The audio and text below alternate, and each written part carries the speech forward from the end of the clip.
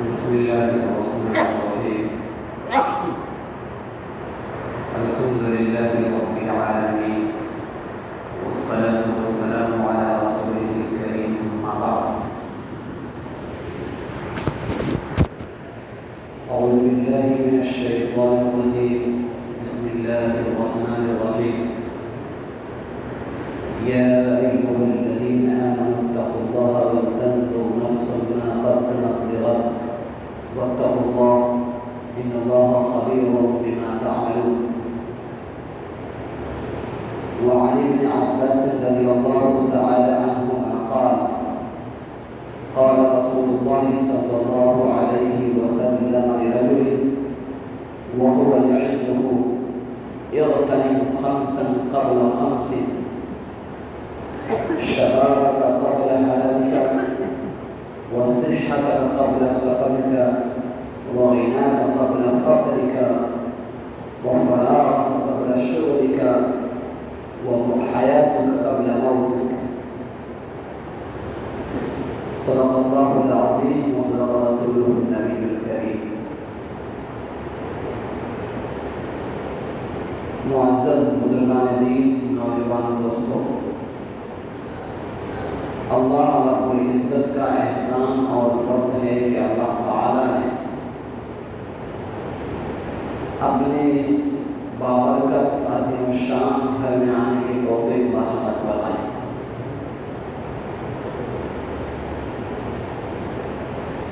آج 5 ایسے نسخے بتائے جائیں گے جس کے ذریعے سے انسان یعنی ہم اور آپ دنیا اور آخرت دونوں سنبھال سکتے ہیں. 5 ایسی وہ چیزیں جو نبی اکرم صلی اللہ علیہ وسلم نے ہمیں بتائی ہیں، اگر ہم اس کو کر لیتے ہیں تو اللہ رب العزت کے نزدیک ہم مقبول بندے بن جائیں گے، دنیا میں بھی آخرت میں. قرآن مقدس کی آیت کریمہ جس کی تلاوت ہم نے کی، اللہ فرماتے ہیں: یا ایھا الذین آمنوا اتقوا اللہ، اے ایمان والو اللہ سے ڈرو. ولتنظر نفس ما قدمت لغد، اور چاہیے کہ انسان دیکھ لے کہ کل کے لیے اس نے کیا تیاری کر رکھی ہے، اس نے کل کے لیے کیا بھیج رکھی آگے. واتقوا اللہ، پھر اللہ نے کہا اور اللہ سے ڈرو. ان اللہ خبیر بما تعملون، اللہ تعالیٰ تمہارے تمام کرتوت سے باخبر ہے. یہ ایک آیت کریمہ ہے جو ہمارے دلوں کو جھنجھوڑنے کے لیے، ہمارے اندر انقلاب پیدا کرنے کے لیے کافی ہے. لیکن وہی بات ہے کہ جب انسان کا جسم بے حس ہو جاتا ہے تو اس پر کچھ بھی اثر نہیں کرتا. اسی طرح سے انسان کا دل اور اس کا قلب اور روح جب بے حس ہو جاتا ہے تو اس کو اچھی باتیں بھی اچھی نہیں لگتی. سورۃ الجن ایک مشہور سورت ہے، آپ میں سے بہت لوگوں نے تلاوت کی ہوگی. قل اوحی سے اس کا شروعات ہے. اس سورت مبارکہ کے شروعات کے آیات کی تفسیر کرتے ہوئے ایک مشہور مورخ، مشہور ڈاکٹر، مشہور مفسر ڈاکٹر اسرار احمد صاحب نے ایک عجیب نقطہ لکھا. لکھتے ہیں کہ جناتوں کے سامنے جناب نبی اکرم صلی اللہ علیہ وسلم نے جب قرآن مقدس کی تلاوت کی تو کئی اقوال ہیں کہ جنات پہلے سے آئے تھے یا اللہ کے نبی تلاوت کر رہے تھے، جناتوں نے تلاوت کی آواز سنی. وہ تقریباً 7 یا 9 لوگوں کی جماعت تھی. جب ان لوگوں نے قرآن مقدس کی تلاوت سنی تو فوراً ان کے اندر انقلاب پیدا ہو گیا. کہ استمع نفر من الجن فقالوا انا سمعنا هذا القرآن، جب انہوں نے کہا کہ ہم نے ایک عجیب و غریب قرآن، یعنی دلوں پر راج کرنے والا قرآن ہم نے سنا ہے۔ حضرت ڈاکٹر صاحب لکھتے ہیں کہ انسان پہلا مخاطب ہے، انسانوں کے لیے قرآن مقدس نازل کیا گیا، جنات بھی اس میں شامل ہیں۔ انسان روزانہ اس کی تلاوت کرتا ہے، کبھی نمازوں میں سنتا ہے، کبھی تراویح میں سنتا ہے، کبھی خود پڑھتا ہے، کبھی ٹیپ ریکارڈ میں سنتا ہے۔ الغرض قرآن مقدس سننے کا ایک سلسلہ چلتا رہتا ہے، لیکن بے نمازی نماز پہ کھڑا نہیں ہوتا، سود خور سود کو نہیں چھوڑتا، حرام خور حرام کو نہیں چھوڑتا، جھوٹ بولنے والا جھوٹ کو نہیں چھوڑتا، زناکار زنا کو نہیں چھوڑتا، شراب خور شراب کو نہیں چھوڑتا۔ آخر کیوں؟ ڈاکٹر اسرار احمد صاحب لکھتے ہیں اس کی بہت بڑی وجہ یہ ہے کہ ہم سنتے ہیں، کان سے سنتے ہیں، دل کے کان سے نہیں سنتے ہیں، اور استماع بولتے ہیں دل کے کان سے سننا۔ فکر و خیال، انسان کا پورا تھنکنگ پاور، اس کی پوری سوچ جب قرآن مقدس پڑھی جائے تو ادھر کو چلی جانی چاہیے۔ اسی لیے جگہ قرآن مقدس میں اللہ نے صاف فرمایا کہ اذا قرئ القرآن فاستمعوا له وانصتوا لعلكم ترحمون، جب قرآن مقدس پڑھی جائے تو دل کے کان سے سنو اور خاموش رہو، ہو سکتا کہ اللہ تم پہ رحم کر دے۔ اس سے صاف پتہ چلتا ہے کہ قرآن مقدس کو جس عظمت، جس حیثیت اور جس محبت سے سننی چاہیے اس محبت سے ہم نہیں سنتے۔ جب ہم بڑوں کا یہ حال ہے تو آنے والی جو نسل ہے، جو جنریشن ہے، ظاہر سی بات ہے ان کی حالت اور خراب ہوگی۔ پھر یہ کیا غور سے سنتے ہیں، یہ گانے غور سے سنتے ہیں، فلم غور سے دیکھتے ہیں، محبت سے سنتے ہیں، تو جس چیز کو غور دھیان محبت اور بالکل توجہ سے سنتے ہیں ان کے دماغ و دل کو اس کا اثر پڑتا ہے، اور پھر ان کے جسم کا رنگ ڈھنگ، ان کا چال چلن سے اسی کے مطابق ہو جاتا ہے۔ اگر اسی محبت سے قرآن مقدس سنا جاتا، اسی توجہ کے ساتھ قرآن مقدس سنی جاتی، تو انقلاب آنا یقینی ہے۔ جب جناتوں کے اندر انقلاب آ سکتا ہے تو انسان تو اس سے زیادہ حص رکھتا ہے، انسان تو اس سے زیادہ اللہ کا مخاطب ہے، اس کو تو اور زیادہ اس کو انقلاب آنا چاہیے۔ الغرض بات کہیں اور سے کہیں کر گئی۔ میں نے یہ کہا کہ قرآن مقدس کی جس آیت کریمہ کو میں نے پڑھا ہے، اس آیت کریمہ میں اللہ رب العزت نے جو حکم دیا اور جو پیغام دیا ہے، اس پیغام کا تعلق بھی ہمارے قلب سے ہے۔ یا ایھا الذین آمنوا اتقوا اللہ، اے لوگو، اے ایمان والو، اللہ سے ڈرو۔ ڈرنے کا تعلق انسان کے قلب سے ہے۔ جب قلب پاک و صاف ہوگا، دل میل کچیل سے صاف ہوگا، تو خدا کا تقوی، خدا کا ڈر انسان کے دل میں بیٹھے گا۔ حدیث پاک میں آتا ہے کہ انسان کے جسم میں ایک لوتھڑا ہے، اذا صلحت صلح الجسد کلہ، کہ جب وہ اچھا رہتا ہے تو سارا نظام اچھا رہتا ہے، جب بگڑ جاتا ہے سارا نظام بگڑ جاتا ہے۔ الا اٹینشن وہی القلب، وہ کیا ہے؟ وہ دل ہے۔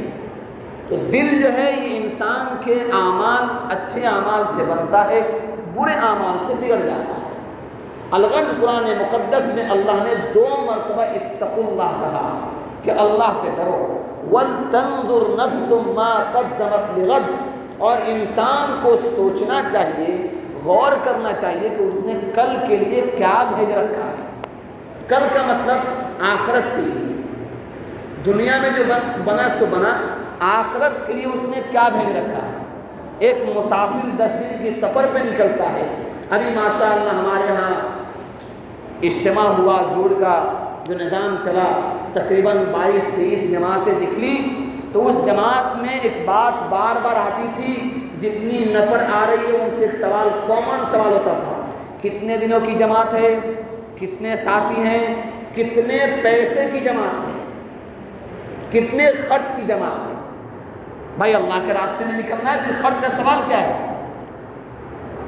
سوال ہے انسان اسباب سے جڑا ہوا ہے، وہ پیٹ پہ پتھر باندھ کے منہ پہ تالا لگا کے نہیں رہے گا، اس کو کھانے پینے کی ضرورت پڑ سکتی ہے، سواری پہ سوار ہوگا تو اس کو کرایہ دینا پڑے گا، تو اسباب کی ضرورت ہوتی ہے۔ 10 دن کی سفر کے لیے انسان تیاری کرتا ہے، کپڑے اپنے تیار کرتا ہے، پیسے کا انتظام کرتا ہے، تو ان لمیٹیڈ ایک زندگی شروع ہونے والی ہے جس کو کبھی ختم نہیں ہونا ہے۔ اس زندگی کے بارے میں اللہ پوچھتے ہیں وَلْتَنْظُرْ نَفْسٌ، چاہیے کہ ہر جان غور کر لے، دیکھ لے، مَا قَدَّمَتْ لِغَدٍ، کل کے لیے اس نے کیا تیاری کی۔ یہاں 10 سیکنڈ کے لیے ہم سب لوگ غور کر لیں، دنیا میں 2-4-10 کٹھا، 1-2 بنگلے، 2-4-10 لاکھ روپے ہم نے تو الحمدللہ انتظام کر لیا ہے۔ اتنا نہیں تو کم سے کم 2-4-10 دن 20 دن 1 مہینے سال بھر کے لیے غلے کا ہم نے انتظام کر لیا ہے کہ کھا سکیں گے۔ لیکن اگر آج موت آ جاتی ہے تو کل سے جو زندگی شروع ہونی ہے اس کے لیے ہم نے کیا تیاری کر رکھی ہے؟ ہم میں سے ہر آدمی غور کرے 10 سیکنڈ اور اپنے دل سے کو فتویٰ لے، کسی مفتی سے فتویٰ لینے کی ضرورت نہیں ہے، اپنے دل سے فتویٰ لے کہ اگر آنکھ آج بند ہوتی ہے تو کل کے لیے ہم نے کیا توشہ تیار کیا ہے، یا ہم کو جہنم کے حوالے ہو جانا پڑے گا۔ میرے بھائیوں، ہماری حالت اور ہمارے چہرے کے رنگ ڈھنگ یہ بتا رہے ہیں کہ ہم نے تیاری نہیں کی، ہماری تیاری نہیں ہے۔ اللہ کی مہربانی پر ہم لوگ بس انتظار میں ہیں، جو بھی کر رہے ہیں اللہ مہربان ہے۔ ظاہر سی بات ہے کہ اللہ سے بڑا مہربان کوئی نہیں ہے، لیکن اللہ کا ایک سسٹم ہے، ایک قانون ہے، ایک نیم ہے۔ اس نے کہا کہ جو لوگ اچھے اعمال کریں گے ان کے لیے جنت ہے، نہریں، جنت کے نیچے نہریں جاری ہوں گی، باغات ہوں گے، پھول پھلواریاں ہوں گی، اور جن لوگوں نے اچھے اعمال نہیں کیے ہیں ان کے لیے جہنم کا ایندھن ہے، جہنم کے سانپ اور بچھو۔ اس لیے اس آیت کریمہ کو اپنے سامنے رکھ کر کل کے لیے تیاری کرنے کی فکر کریں۔ اس کے بعد میں نے حضرت عبداللہ ابن عباس رضی اللہ تعالی عنہما کی ایک روایت ہم نے آپ کو سنائی۔ قال رسول اللہ صلی اللہ علیہ وسلم لرجل وهو يعظه، عبداللہ ابن عباس فرماتے ہیں کہ نبی علیہ السلام نے ایک صحابی سے نصیحت کرتے ہوئے فرمایا اغتنم خمسا قبل خمس، بھائی 5 چیزوں کو 5 چیزوں سے پہلے غنیمت جانو، 5 چیزوں کو 5 چیزوں سے پہلے غنیمت جان لو۔ اس میں سب سے پہلا لفظ ہے شبابک قبل حرمک، اپنی نوجوانی کو بڑھاپے سے پہلے غنیمت جان لو۔ ظاہر سی بات ہے جوانی اور نوجوانی یہ عمر ہے جس عمر میں اللہ کو عبادت بہت پسند ہے۔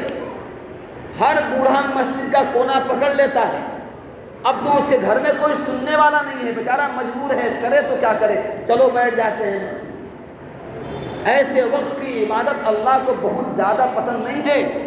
حدیث پاک میں آتا ہے کہ جو نوجوان اپنی نوجوانی کو اللہ کی عبادت میں گزار دیتا ہے، کل قیامت میں اللہ رب العزت اس کے لیے عرش کے نیچے سایہ دیں گے، جبکہ پوری روئے زمین کے مخلوق اللہ تعالیٰ کے سائے سے بے خبر ہوگی اور سب لوگ پریشانی کے عالم میں ہوں گے، نفسا نفسی کے عالم میں ہوں گے، اپنے اپنے اعمال کے اعتبار سے اپنے پسینوں میں سرابور ہوں گے۔ ایسے عالم میں اللہ تعالیٰ ان نوجوانوں کو اپنے عرش کے نیچے سایہ دیں گے جنہوں نے اپنے نوجوانی کو اللہ کے عبادت میں گزار دیا ہے۔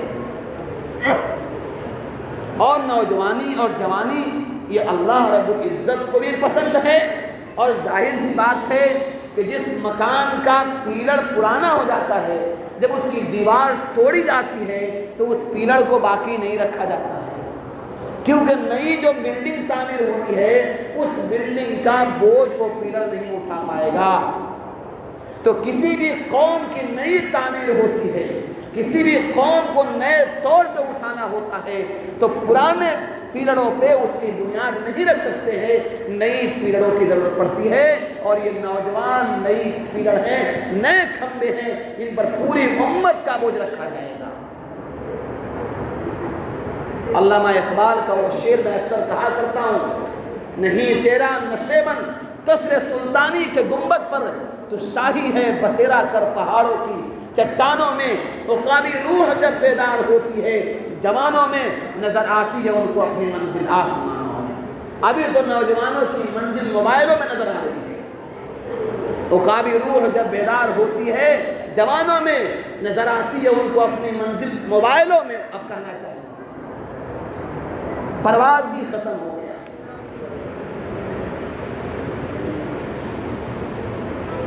پرواز ہے دونوں کی اسی جہاں میں، کرگس کی جہاں اور شاہی کی جہاں اور۔ کرگس بولتے ہیں گدھ کو، گدھ پہلے ہم لوگ دیکھتے تھے بچپن میں، وہ عیدگاہ کے قریب جو تار وغیرہ تھا اس میں رہتے تھے گدھ وغیرہ، وہ کیا کھاتے ہیں؟ مردار کھاتے ہیں، سڑے ہوئے جانور کھاتے ہیں، وہ بھی آسمان میں اڑتے ہیں۔ اور ایک شاہین ہے جو سمندروں میں شکار کرتا ہے، اپنے سے وزنی شکار کرتا ہے اور زندہ شکار کر کے اس کو کھاتا ہے۔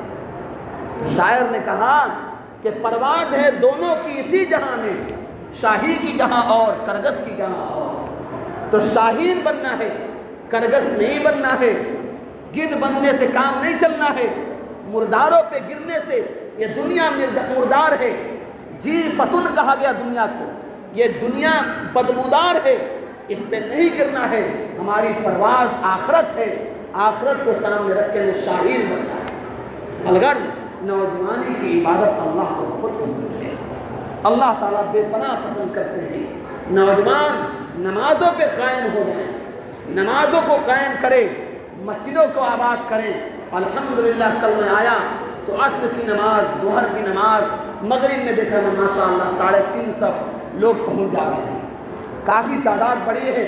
نوجوانوں سے میری درخواست ہے کہ آپ بھی اس میں شرکت کریں، آپ کی ذمہ داری ہے، آپ پر اللہ نے فرض کر دیا ہے، اس لیے نمازوں میں کوتاہی نہ کریں، مسجدوں کو آباد کریں۔ الغرض سب سے پہلی نصیحت کیا تھی؟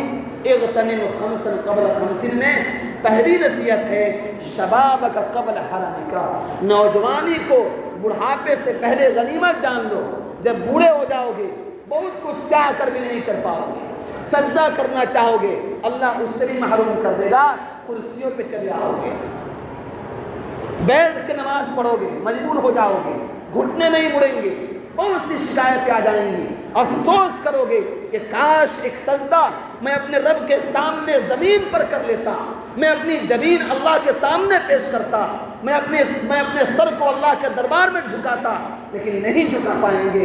میرے نوجوان ساتھیوں، ابھی موقع ہے کہ اپنی جبین کو، اپنی پیشانی کو اپنے رب کے دربار میں جھکا لیجئے، اس کو منا لیجئے، اگر وہ راضی ہو گیا تو ساری کائنات آتی ہے۔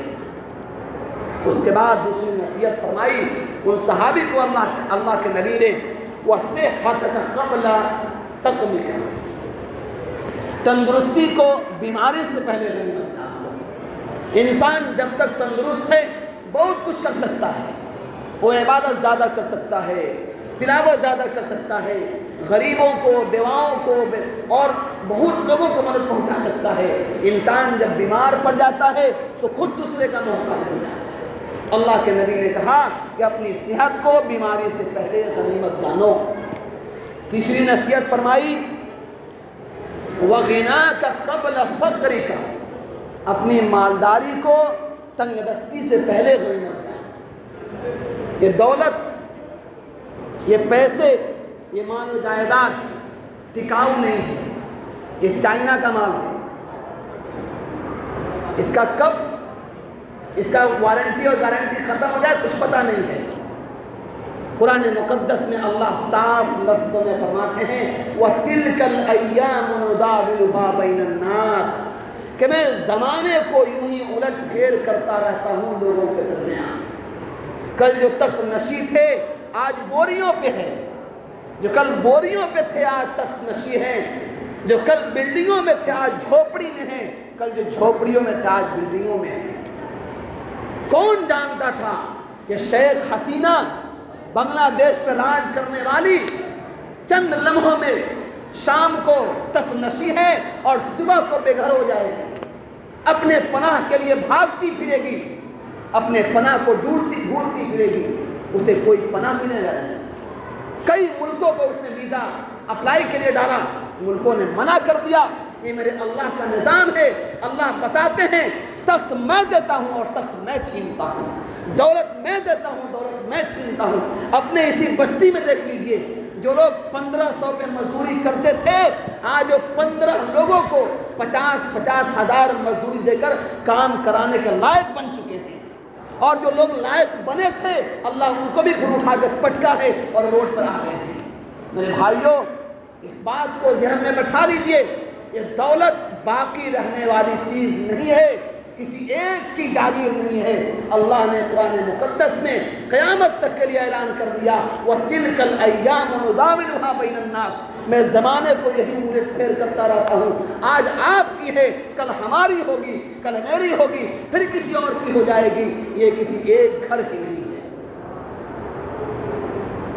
اور ہمارے ذہن سے جو یہ بات بیٹھی ہوئی ہے کہ پیسے والوں کا پوجا کرنا ہے، جیسا کہ شاعر نے کہا کہ جن کے گھر میں امیری کا شجر لگتا ہے، ان کا ہر عیب زمانے کو ہنر لگتا ہے۔ جن کے گھر میں امیری کا شجر لگتا ہے، ان کا ہر عیب زمانے کو ہنر لگتا ہے۔ یہ دیکھا جا رہا ہے۔ اگر کوئی غریب ہے، بیچارہ کچھ کیا تو اس کو دقیانوسی کہہ دیتے ہیں، کوئی بڑے صاحب نے کیا اس کو فنکشن کا نام دے دیتے ہیں۔ میرے بھائیوں، یہ دولت آنی جانے والی چیز ہے، اس پہ زیادہ اعتماد کرنے کی ضرورت نہیں ہے۔ جوانی بھی جائے گی، صحت بھی جائے گی، دولت بھی جائے گی۔ اس لیے اللہ کے نبی نے کہا ان تینوں کو غنیمت جانو، اس کے بعد آنے والی چیز سے۔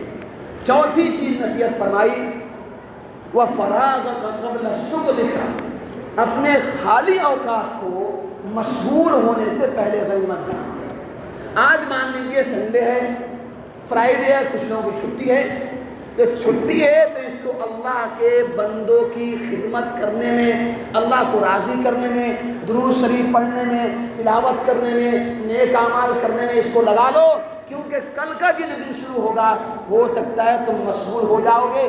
چاہو گے 100 بار درود شریف پڑھ لیتا، ایک پارہ قرآن تلاوت کر لیتا، کسی کی مدد کر دیتا، چاہ کے بھی نہیں کر پاؤ گے، کیونکہ کل کی مشغولیت کچھ اور ہے۔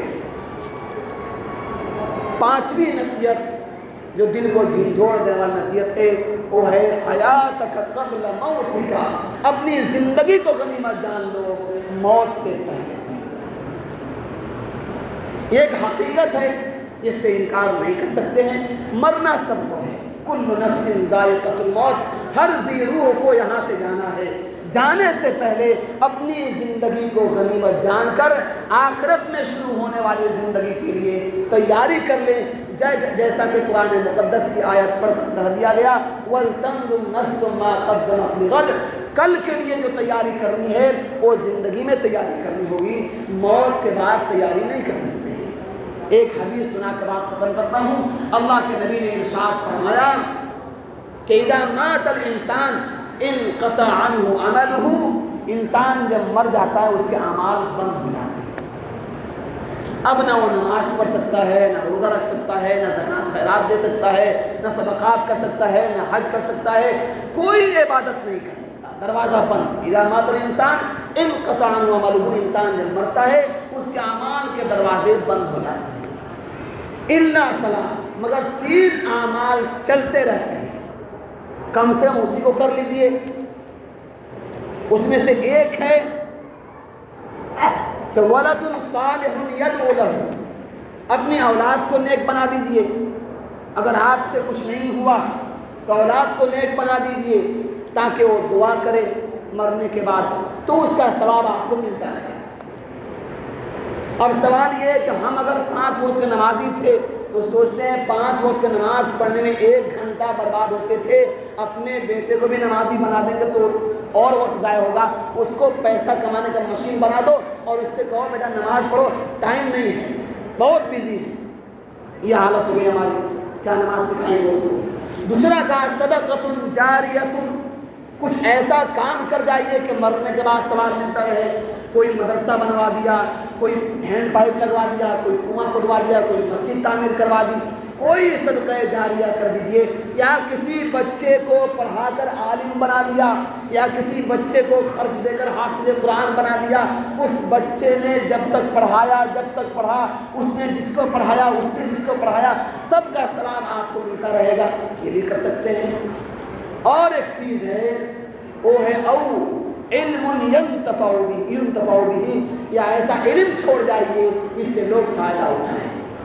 کچھ کتابیں لکھ دی آپ نے، دین کی کتابیں، یا کچھ تقریریں کر دی جس سے لوگوں کو اصلاح ہو رہی ہے، تو اس سے کیا ہوگا؟ اللہ تعالیٰ اس کا ثواب بھی پہنچاتے رہیں گے. الغرض میرے بھائیوں، آخرت کی تیاری کرنے کے لیے یہ 5 نسخے بتائے گئے. ان 5 چیزوں کو 5 چیزیں پہلے غنیمت جان کر اپنی آخرت کی تیاری کر لیں. اللہ تعالیٰ ہم سب کو اس کا عمل کرنے کی توفیق عطا فرمائے. وآخر دعوانا الحمد للہ رب العالمین. سنت باقی